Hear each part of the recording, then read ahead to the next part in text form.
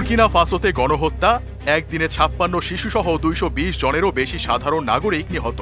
Human rights ওয়াচের একটি প্রতিবেদনে ২৫শে ফেব্রুয়ারি বুর্কিনা ফাসোতে সাধারণ নাগরিকদের মৃত্যুর সংখ্যা সারা বিশ্বকে হতবাক করেছে। দেশটির সামরিক বাহিনীর চালানো নৃশংসতায় কমপক্ষে ৫৬ জন শিশুসহ ২২০ জনেরও বেশি বেসামরিক নাগরিক নিহত হয়েছে বলে জানা গেছে। কেবল সোরো গ্রামে ১৭৯ জনকে হত্যা করা হয়। অন্যদিকে পার্শ্ববর্তী গ্রাম নন্দিনে হত্যাকাণ্ডে মৃতের সংখ্যা ৪৪।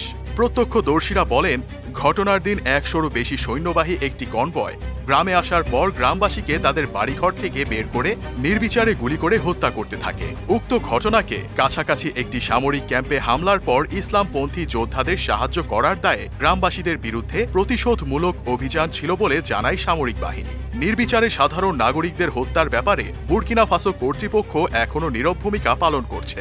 সহিংসতা ও বিদ্রোহ দমনের প্রতিশ্রুতি দিয়ে ২০২২ সালে সামরিক জান্তা দ্বারা শাসিত হচ্ছে বুর্কিনা ফাসো। তবে সহিংসতা এখনো পর্যন্ত অব্যাহত রয়েছে। জিহাদি গোষ্ঠীগুলি দেশের একটি উল্লেখযোগ্য অংশ নিয়ন্ত্রণ করছে।